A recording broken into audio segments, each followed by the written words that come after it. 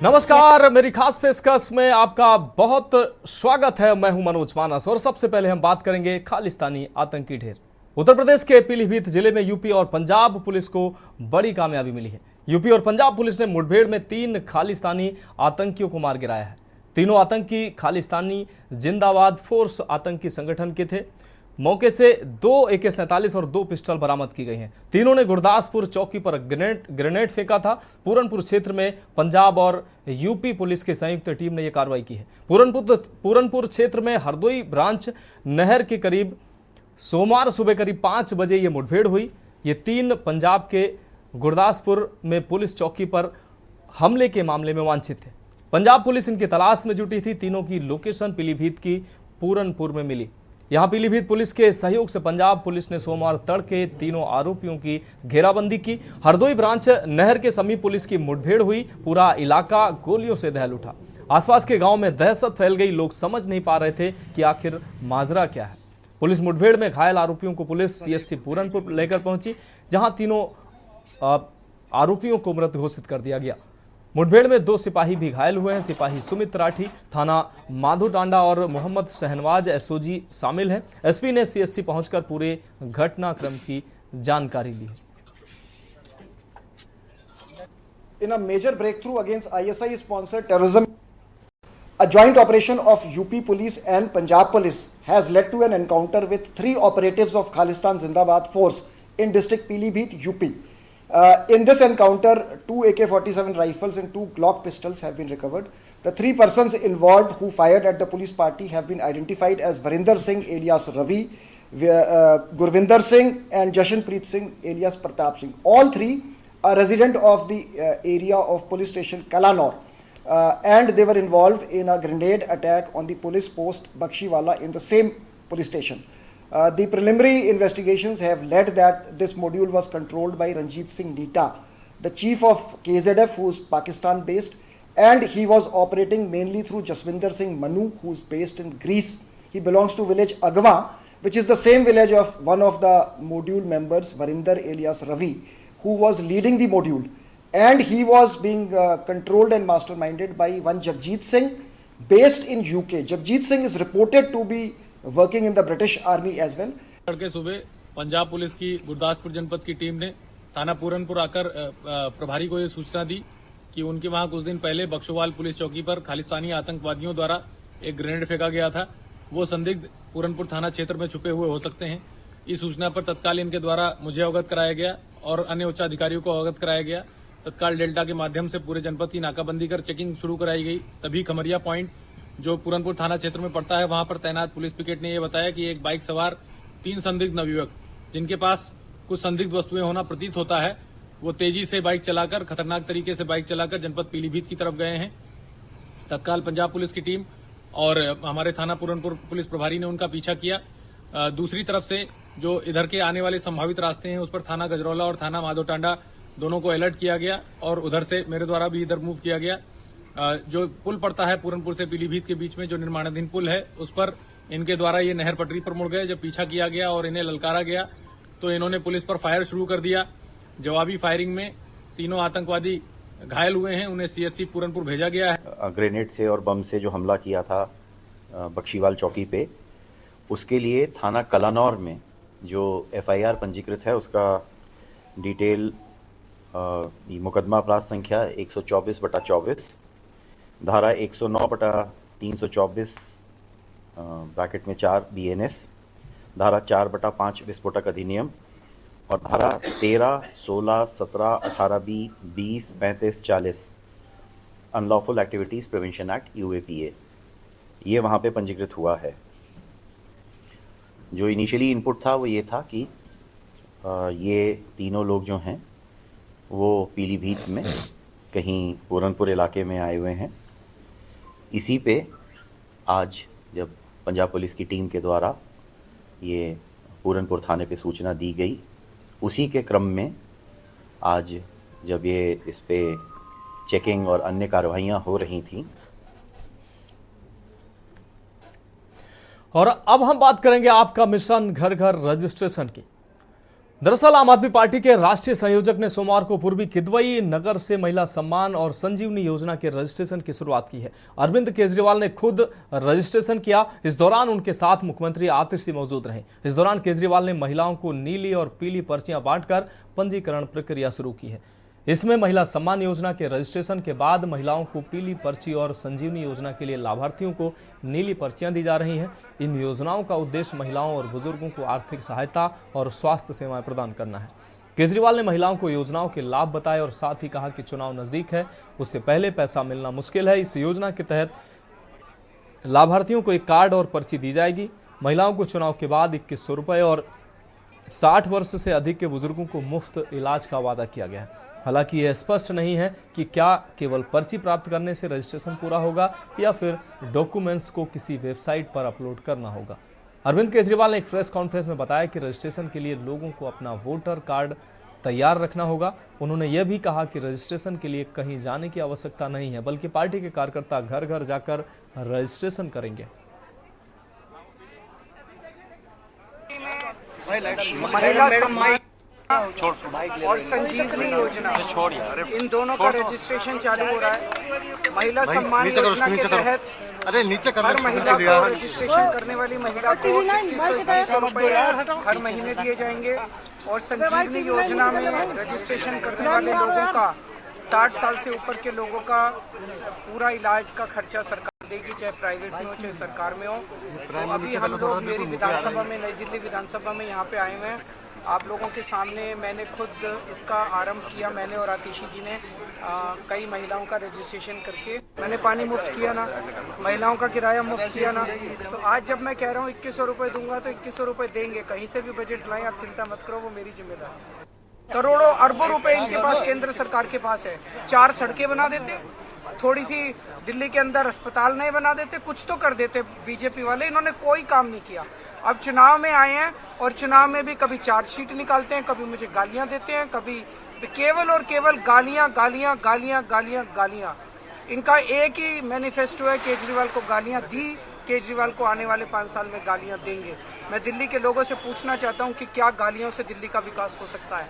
आज मैं आपसे वोट मांगने आया हूं, अपने काम गिना रहा हूं कि 5 साल में मैंने क्या काम किए। मैं ये गिना रहा हूँ कि अगले 5 साल में क्या काम करूंगा। इनके पास ना सीएम का चेहरा है, इनके पास ना कोई टीम है, इनके पास ना कोई नैरेटिव है, ना दिल्ली के लिए कोई।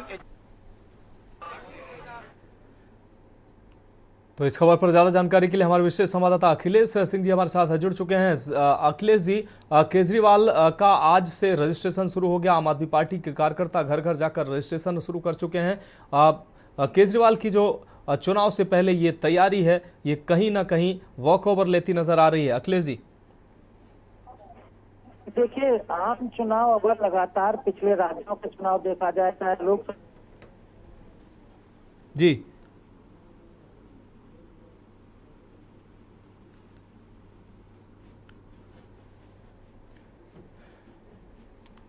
अखिलेश जी, आपकी आवाज हमारे दर्शकों तक नहीं पहुंच पा रही है। सुने जी जी जी अखिलेश जी। अरविंद केजरीवाल की जो रणनीति महिलाओं को संजीवनी है, अरविंद केजरीवाल की इस योजना से चुनावी लाभ आम आदमी पार्टी को जरूर मिलेगा। आज अरविंद केजरीवाल की आम आदमी पार्टी की तरफ से रजिस्ट्रेशन का अभियान शुरू किया गया। पंजीकरण जो कर रहे आम पार्टी कार्यकर्ता अब दिल्ली के हर घर हर संपर्क करेंगे और उनका पंजीकरण करेंगे।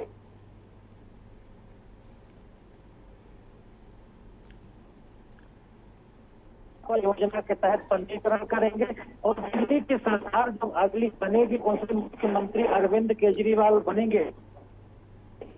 योजना को लागू किया जाएगा, महिलाओं को लाभ दिया जाएगा। मनोज, इसमें साफ तौर पर आप इसको देख सकते हैं या इसके पीछे की रणनीति समझ सकते हैं कि किस तरह से दिल्ली सरकार उसी तर्ज पर काम कर रही जैसे मध्य प्रदेश में भारतीय जनता पार्टी ने लाडली बहना योजना चलाकर चुनाव जीता। अगर महाराष्ट्र की बात की जाए तो लाड़की बहना करके योजना चलाकर चुनाव जीता। लगता है कि अरविंद केजरीवाल उसी तर्ज पर दिल्ली में महिला संजीवनी योजना चलाकर महिलाओं के वोट लेकर दिल्ली की एक शायद उनकी रणनीति इस मामले में आम आदमी पार्टी को भारतीय जनता पार्टी से आगे निकालती नजर आ रही है। निश्चित रूप से अखिलेश जी, इस तमाम जानकारी के लिए आपका बहुत शुक्रिया। तो आम आदमी पार्टी के कार्यकर्ता घर घर जाकर रजिस्ट्रेशन करना शुरू कर चुके हैं। आज अरविंद केजरीवाल के द्वारा खुद रजिस्ट्रेशन किया गया। महिला सम्मान और संजीवनी योजना का रजिस्ट्रेशन आप कार्यकर्ताओं ने शुरू किया है। और अब हम बात करेंगे बीजेपी का आरोप पत्र। दरअसल दिल्ली में विधानसभा चुनाव होने वाले हैं। चुनावी माहौल के बीच भाजपा और आम आदमी पार्टी एक दूसरे पर आरोप और प्रत्यारोप शुरू कर चुके हैं। सोमवार को दिल्ली में भाजपा ने अरविंद केजरीवाल के खिलाफ भाजपा का आरोप पत्र जारी किया है। भाजपा नेता अनुराग ठाकुर ने एक बार फिर अरविंद केजरीवाल और आम आदमी पार्टी पर जमकर निशाना साधा। उन्होंने कई मुद्दों पर केजरीवाल को घेरा और सवाल पूछे कि दिल्ली में प्रदूषण सबसे बड़ी समस्या है। दिल्ली में भाजपा सांसद अनुराग ठाकुर ने आरोप पत्र जारी करने के बाद कहा कि आम आदमी पार्टी की सरकार ने यमुना नदी को इतना प्रदूषित कर दिया है कि यह इतनी बदबूदार, झागदार और जहरीली हो गई है।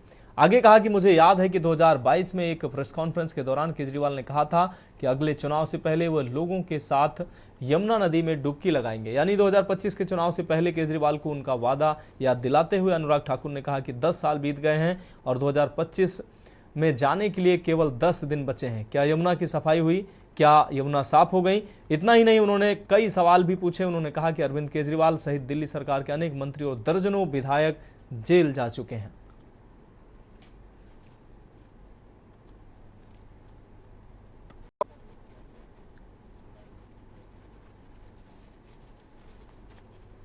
केजरीवाल जी, आप जो बार बार कहते हो कि नंबर 1, किस चीज में नंबर 1? देश में सबसे महंगा पानी दिल्ली में नंबर 1, दुनिया की सबसे प्रदूषित राजधानी दिल्ली नंबर 1, देश के सबसे ज्यादा भ्रष्टाचारी मंत्री दिल्ली नंबर 1, देश में सबसे ज्यादा विधायक जेल में दिल्ली नंबर 1, देश में सबसे ज्यादा कचरा गली गली में फेंका होना दिल्ली नंबर 1, देश में कचरे का पहाड़ का ढेर सबसे ऊंचा दिल्ली नंबर 1, देश में शराब घोटाला दिल्ली नंबर 1, देश की सबसे निकम्मी राज्य सरकार दिल्ली नंबर 1, देश में सबसे महंगा मुख्यमंत्री आवास दिल्ली नंबर 1, और देश में सबसे महंगा पानी दिल्ली नंबर 1, और जो गरीबों का हक मारने में दिल्ली नंबर 1, क्योंकि आयुष्मान भारत योजना जिसमें 5 लाख का इलाज मुफ्त में था, दिल्ली ने लागू नहीं होने दी। कोविड में सुविधाएं देने की बजाय ऑक्सीजन में भी घोटाला करने का काम केजरीवाल जी ने किया, और जो मोदी सरकार ने मुफ्त में अनाज दिया वो भी जन जन तक पहुंचाने का काम नहीं किया, उसमें भी अपना ठप्पा लगाने का काम किया। पूर्वांचल के मेरे भाई और बहनों को डरा धमकाकर दिल्ली छोड़ने पर मजबूर किया। ये तो योगी जी ने गाड़ियां भेजी तो यहां पर ले जाने का काम हुआ। और मेरे पूर्वांचल के भाइयों और बहनों को जहां छठ की पूजा करनी होती है, और छठ की पूजा एक बहुत महत्व हमारे सबके जीवन में रखती है, और मैं तो ये कहूंगा जिस पर्व को हम इतने नियम निष्ठा और शुद्धता के साथ मनाते हैं, केजरीवाल जी की दिल्ली सरकार ने यमुना जी को इतना प्रदूषित कर दिया, बदबूदार, झागदार और जहरीले पानी को कर दिया कि वहां पर पर्व मनाना भी अब बंद हो गया।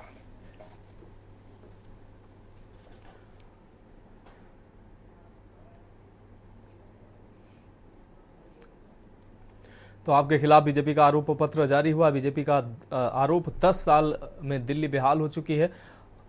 अनुराग ठाकुर ने आरोप पत्र जारी करते हुए ये आरोप केजरीवाल पर साफ तौर पर लगाया। और अब हम बात करेंगे पीएम का मिशन रोजगार की।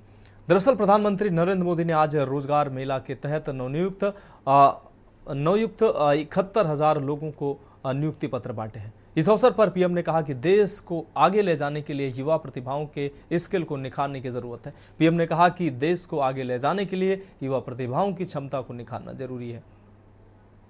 ये जिम्मेदारी देश की शिक्षा व्यवस्था पर है। यही वजह है कि दशकों से देश को नए भारत के निर्माण के लिए आधुनिक शिक्षा व्यवस्था की जरूरत है। पीएम ने कहा कि राष्ट्रीय शिक्षा नीति के जरिए अब देश उस दिशा में आगे बढ़ चुका है। पहले कई तरह की पाबंदियों के चलते शिक्षा व्यवस्था अक्सर छात्रों पर बोझ बन जाती थी, लेकिन अब यह उन्हें नए विकल्प दे रही है। पीएम मोदी ने यह भी कहा कि पहले ग्रामीण, दलित, पिछड़े और आदिवासी समुदाय के युवाओं के लिए भाषा एक बाधा बड़ी बाधा हुआ करती थी। उन्होंने कहा कि हमने मातृभाषा में पढ़ाने और उसी में परीक्षा आयोजित करने की नीति शुरू की है। पीएम ने कहा कि हमारी सरकार युवाओं को 13 अलग अलग भाषाओं में भर्ती परीक्षा देने का विकल्प दे रही है। आज सीमावर्ती क्षेत्रों में युवाओं को स्थायी नौकरी देने के लिए विशेष भर्ती रैलियां आयोजित की जा रही हैं। अभी तक 50,000 से अधिक युवाओं को केंद्रीय सशस्त्र पुलिस बलों में नियुक्ति पत्र मिल चुके हैं। ये नौकरियां पूरी ईमानदारी और पारदर्शिता के बीते 1-1.5 साल में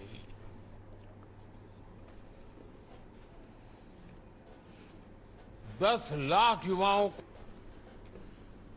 हमारी सरकार ने पक्की सरकारी नौकरी दी है।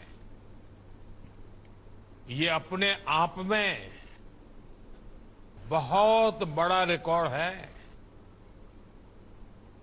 पहले की किसी भी सरकार के समय इस तरह मिशन मोड में युवाओं को भारत सरकार में पक्की नौकरी नहीं मिली है।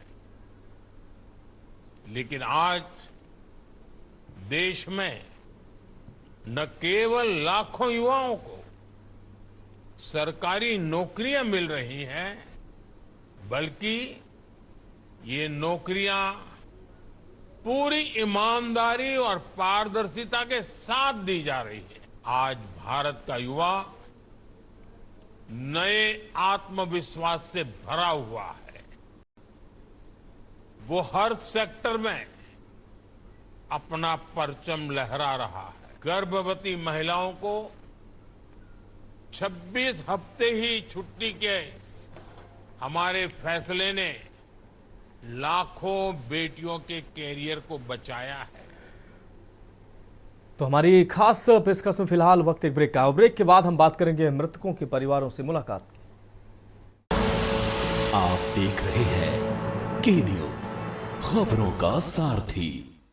तो ब्रेक के बाद हमारी खास पेशकश में एक बार फिर से आपका स्वागत है। हम बात कर रहे हैं मृतकों के परिवारों से मुलाकात की। लोकसभा में नेता प्रतिपक्ष राहुल गांधी सोमवार को महाराष्ट्र के परभणी शहर पहुंचे, जहां इस महीने की शुरुआत में हुई हिंसा में 2 लोगों की मौत हुई थी। राहुल गांधी ने मृतकों के परिवारों से मुलाकात की। इस दौरान राहुल गांधी के साथ महाराष्ट्र के कांग्रेस प्रेसिडेंट नाना पटोले मौजूद थे। राहुल गांधी परभणी हिंसा में मारे गए एक शख्स की तस्वीर पर करते नजर आए और उन्होंने, आपको बता दें, 10 दिसंबर की शाम को मराठवाड़ा क्षेत्र में स्थित शहर के रेलवे स्टेशन के बाहर डॉक्टर बाबा साहब अम्बेडकर की प्रतिमा के पास संविधान की 5 से बनी प्रतिकृति को क्षतिग्रस्त कर दिया गया था, जिसके बाद परभणी में हिंसा हुई थी। हालांकि ऐसे आरोप लगाए गए हैं कि सूर्यवंशी की पुलिस हिरासत में हत्या की गई। मुख्यमंत्री देवेंद्र फडणवीस ने हाल ही में राज्य विधानसभा में कहा कि उस व्यक्ति ने मजिस्ट्रेट से कहा था कि उसे प्रताड़ित नहीं किया गया है और सीसीटीवी फुटेज में भी क्रूरता का कोई सबूत नहीं दिखा है। फडणवीस पहले ही परभणी हिंसा की न्यायिक जांच की घोषणा कर चुके हैं।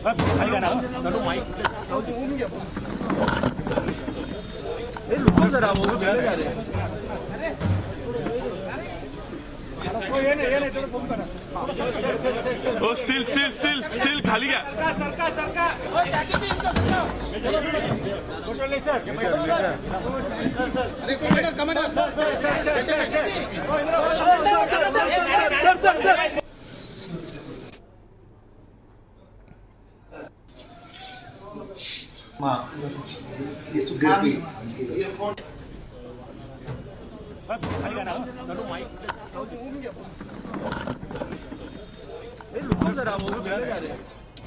बड़ी क्लियर बात है। उन्होंने मुझे वीडियो दिखाया, फोटोग्राफ दिखाई। ये 100%, 99% नहीं, पुलिस ने इनकी हत्या की है और चीफ मिनिस्टर ने असेंबली में पुलिस वालों को मैसेज देने के लिए बोला है। ये उतना ही अब सच है जिस तरह से सोमनाथ काशिद और सोमनाथ सूर्यवंशी और यहाँ पे जिन लोगों को पकड़ के इन लोगों ने, मुख्यमंत्री ने विधानसभा में जो झूठ बयान किया है उसके विरोध में हम मुख्यमंत्री के विरोध में हम प्रिविलेज मोशन लाएंगे, क्योंकि मुख्यमंत्री ने झूठ मालूमात दिया है। पुलिस के सहारे से सरकार ने यहाँ पर ये कांड किया है।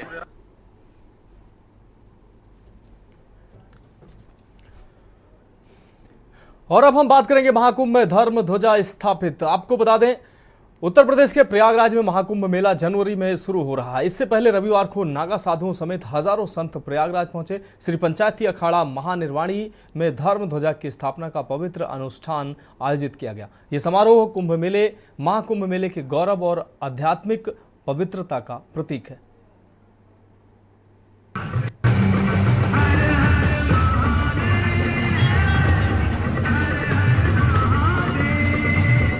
उत्तर प्रदेश के प्रयागराज में महाकुंभ मेला जनवरी में शुरू हो रहा है।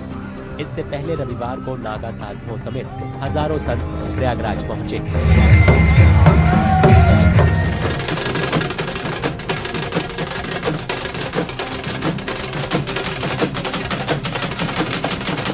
श्री पंचायती अखाड़ा महानिर्वाणी में धर्म ध्वजा की स्थापना का पवित्र अनुष्ठान आयोजित किया गया। ये समारोह महाकुंभ मेले के गौरव और आध्यात्मिक पवित्रता का प्रतीक है। संगम पर लकड़ी के खंभे के ऊपर 51 फुट का धर्म ध्वज कराया गया। ध्वजारोहण वैदिक मंत्रोच्चार के साथ किया गया। इससे पहले संतों ने कपिल मुनि की पूजा की और ध्वज को फूल, माला और मोर पंखों से सजाया। आज श्री पंचायती अखाड़ा महानिर्वाणी में धर्म ध्वजारोहण का कुंभ मेला क्षेत्र में हो गई है। हमारी धर्म ध्वजा पूर्ण पूजा विधि से ध्वज दंड की पूजा, भूमि की पूजा, देवताओं की पूजा, भगवान कपिल मुनि जो हमारे आराध्य हैं उनकी चरण पादुकाएं आज यहाँ आई हैं और उसके बाद धर्म ध्वजा फहराई गई है। तो आज से हमारे यहाँ साधु संतों का यहाँ कुछ रहना शुरू हो जाएगा। अध्यक्ष उपाध्यक्ष कायम हो जाएंगे। इसके बाद और भी बहुत से वो आएंगे। हमारे सभी महासचिव इस ध्वजा पूजन में आए हुए हैं। पूरे दुनिया के लिए मंगल कामना करते हैं। पूरे दुनिया के लिए खूब खूब खूब खूब खूब आशीर्वाद है, आशीष है। इस महाकुंभ में आइए और आकर अपने जीवन को धन्य करिए। धर्म ध्वज फहराना नागा साधुओं की विशेष गतिविधियां आरंभ होने का प्रतीक है। ये ध्वज विशेषकर अनुशासन और परंपरा का प्रतीक है। ये सुनिश्चित करता है कि इसके तहत किए गए सभी कार्य समुदाय और सनातन परंपरा के मूल्यों को सामने लाएंगे।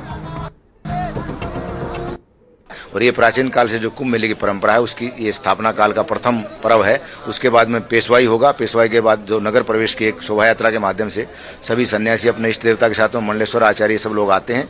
उसके बाद जो है पेशवाई के बाद में स्थापित हो जाता है। उसके बाद फिर शाही स्नान होता है। श्री पंचायती अखाड़ा महानिर्वाणी द्वारा धर्म ध्वजारोहण के साथ रमता पंच के संतों का शिविर उपवास आरंभ हुआ। मेले से संबंधित सभी निर्णय इसी शिविर में लिए जाएंगे। तो फिलहाल हमारी खास पेशकश में अभी के लिए मेरे साथ इतना ही। मुझे दीजिए इजाजत और आप देखते रहिए के न्यूज़ इंडिया।